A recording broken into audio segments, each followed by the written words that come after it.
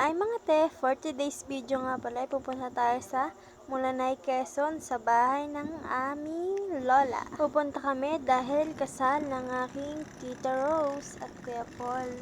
Mag-D3 na nga po nung umalis kami sa bahay. Paniguradong gabi na tayo makakarating nito. Kasi malayo yung ating pupuntahan. Hindi ko na nga po pala nabidyuhan yung iba at talagang tinamad ng ate mong mag-video. Kasi talagang malayo mga te. Mangangalay ka bibidyo. At kami nga ay tumigil muna dito kasi naambon. Baka abutin tayo ng malakas na ulan ay basa ang mga nakamotor. Magpapatila lang sana kami dyan kaso nagkaayaang kumain ng lugaw at nagugutom nga ang ating mga kasama, pati na rin ako. And fast forward nga pala, gabi na po dyan at talagang malayo pa din ang ating biyahe. Malayo-layo pa. Konting tiis na lang, makakarating din tayo sa ating pupuntahan. At yan guys, tumigil kami dito kasi natanggal yung ilaw ng Kuya Ranel at aayusin po nila.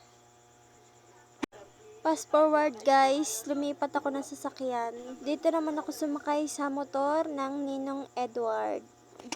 At medyo malapit na kami, isang barangay na lang aming dadaanan. Tumigil nga sila dyan dahil magpapagas ang mga ninang.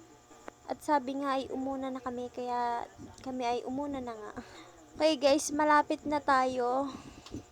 Salamat sa nanonood, or kung meron mang nanonood, salamat po sa inyo. Kahit magulo minsan ang aking vlog. Ay nakakainis nga ang mga nagiinom dito, napakaingay. Ay by the way, nandito na tayo sa Mulanay. Konting kembot na lang, makakarating na din tayo. At tayo'y makakatulog na at talagang inaantok na ang babaeng iyan. Ay grabe guys, ilang oras ang ating biyahe. Ay alas 3 nga po kami umalis sa bahay. Ay nakadating kami ay 10 na. O diba? Grabing kalayo at ang haba ng biyahe. Kaunti na lang guys ay makakarating na din tayo. Naiinis nga ako dito kasi kaingay namang mag-iinom. Nakakailang ulit ang aking record, kainaman na. And then guys, malapit na tayo. Inalis nga po ang tubig dyan sa styrofoam.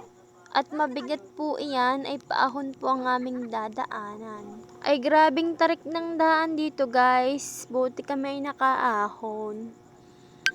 Lumipat nga po ulit ako dito sa isang motor. Dito naman ako sumakay sa Kuya Jomar. At doon naman si Giselle sumakay sa aking sinakyang motor sa Ninong Edward. Ilang ahon at palusong pa ang ating dadaanan, makakarating din tayo sa ating patutunguhan. Ay nakakatakot nga po diyan dahil ang dilim. Ang ibang daan ay walang mga bahay-bahay, kaya po ang dilim.